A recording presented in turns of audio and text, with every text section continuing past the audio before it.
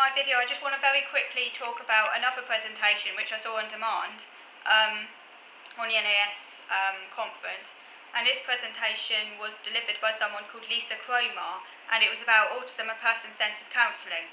Now, Lisa Cromar is actually, interestingly enough, an autistic counsellor. You might think that's an oxymoron.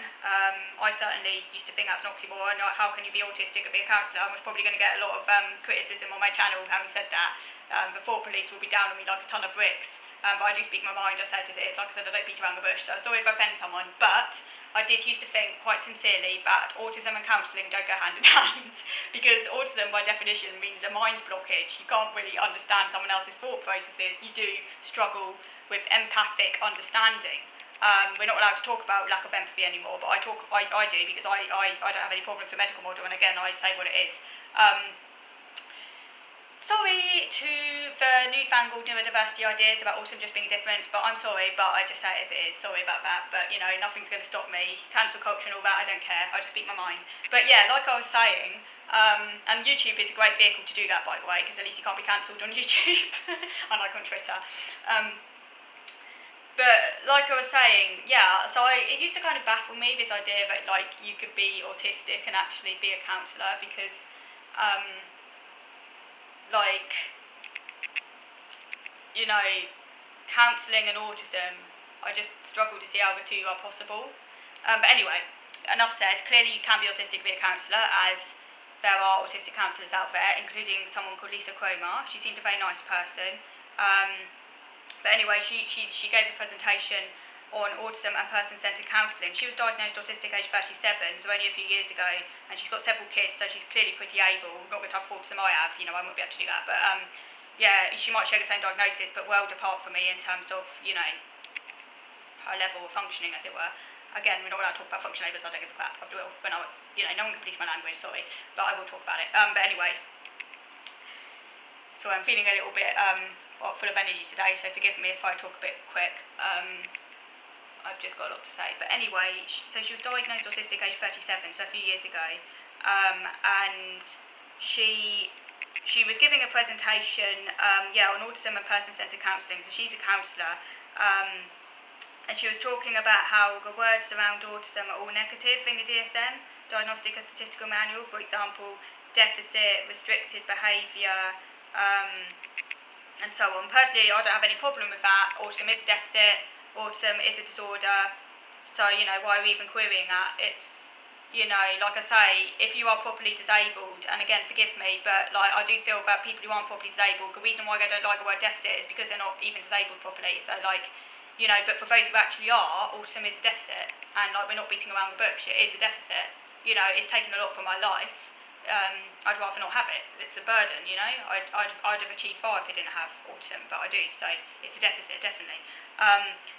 She says, is it appropriate for autism to even be in the DSM, as it's not a mental health disorder? Yes, that's true. Autism is not a mental health disorder. It's a neurological disability. It's a developmental disability. It's closer in that respect to an intellectual disability as opposed to a mental health disorder. It's of a similar kind of, how can I put it, in a similar category. Obviously it's not an intellectual disability. It's different, but in terms of it being developmental and in terms of it affecting the whole person and being pervasive, you know, it's far more similar to an intellectual disability than it is to any mental health disorder. That's true, although it very often goes hand in hand with mental health disorders, because as I talked about in my other video, the genes overlap often. But nevertheless, I do feel it's fitting for it to be in the DSM, because there's this kind of rather kind of false divide, I feel, between so-called psychological conditions and so-called physical conditions on a neurological level. I won't go into it now. It all comes back to this Cartesian dualism load of baloney from way back when people really thought that the mind and the body were separate, when in actual fact the mind is just an emergent property of the brain, and now when it all comes down to it, everything's physical, everything's neurological, everything's biological. So really, you know, yes, it should be in the DSM in my opinion. Yes. She talks about the neurodiversity paradigm, which she says will help us move away from stigma-inducing language. No, I don't think it really does at the end of the day. If anything, it just creates more stigma and basically is actually not very good for those who are more disabled, because basically where autism is an actual deficit, being told it's not a deficit all the time, that in and of itself is very draining, and basically it's not true. And so it actually creates a new layer of stigma on top of people who actually really are disabled. So no, I disagree with her there. But as you know, you do know my views on NDM, because neurodiversity movement, I've talked about it elsewhere, so I won't go into it now.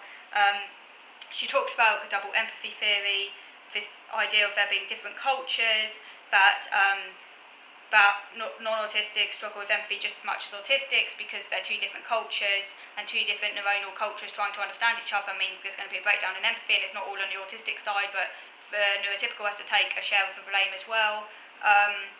While I agree that yes, some neurotypicals really do lack empathy and really do struggle to understand the autistic experience, I disagree that there's parity between the two, because the non-autistic will always be in a majority, and the crucial difference is that the non-autistic generally will have enough theory of mind to be able to navigate social situations. Obviously, theory of mind differs tremendously in the non-autistic population. Some might not have great theory of mind, but they'll still have more than your average autistic. And autistics being in a minority, all this kind of wishy-washy postmodern stuff about it just being a kind of cultural thing just doesn't wash with me. Autism is a real biological disability, end of. So I disagree with her there. She talks about turning the world upside down, where you have 98% autistic and 2% non-autistic, and how would you fit into and survive with us autistic people if you were, if that was the case. Well, actually it would be hell on earth, it'd be anarchy. Autistics are very, very different from one another. I can't stand certain autistics who want to have the music turned up loud when I'm, generally speaking, a sensory avoidant. We just end up creating hell. We'd be clashing. We wouldn't have the empathy to understand each other. We need neurotypicals to kind of mediate. It would be absolute hell. So I disagree with her there. I'm just sorry. But it's just such a fantasy. It's just so unreal. It just wouldn't work. She talked about her kids who are also autistic. Again, she talked about certain stigmas in the media, certain words such as at risk. For example, children of obese mothers have a higher risk of autism, and this idea of risk being a stigma word. Is Peppa Pig causing autism and making kids lose empathy? She said that can induce stigma. I agree that certain words can increase stigma, so I do agree with her there, although I don't see what's wrong with the word risk personally. I think certain things do increase your risk of autism. Obviously, I don't think Peppa Pig does, but obviously there are certain things that increase your risk of autism, and I don't see risk as being a problematic word, because autism is a medical condition. So she goes on about that. She talks about her own life. Obviously, she's had a lot of depression and anxiety and difficulties of her own, so she talked about that. She talks about just because you have autism, it doesn't mean your genes make you more prone to anxiety and depression, because it's more society. I 100% disagree, as I've already said before. My anxiety's got, sorry, I'm not going to swear, but has got very little to do with society. It's a brain problem. I know it's a brain problem. I live it. It's embedded. It's in my autism. It's in my DNA. No one can tell me otherwise, because first of all, the studies bear me out. Science bears me out. Medical model bears me out. It's a medical, neurological thing. And actually, the neurodiversity movement is throwing stigma on my head by trying to tell me it's psychological when it isn't. Go figure, basically. That's why the neurodiversity movement really gets my goat. Can't stand it. All this postmodern stuff, as I've talked about elsewhere. I'll say it here, say it loud and proud. She talks about other stigma-inducing words that she says called stigma, such as disorder, deficit, impairment, pathological. Well, to me, autism is all those things, and I don't see why that is stigmatic. Being blind is a disorder, but that doesn't make a blind person inferior. It doesn't make them any worth less than anyone who isn't blind. It's just stating the facts, basically. And autism's a disorder. It's just stating the facts. She goes on about the medical model, which she's very against. She talks about autistic culture and positive identity. I don't really understand the whole concept of positive autistic culture, because I don't really experience an autistic culture. If you ask me, it's a fragmented culture, because there's so many differing views. So I don't quite understand that. Focus on strengths, spaces and environment. Yeah, we should focus on strengths, obviously.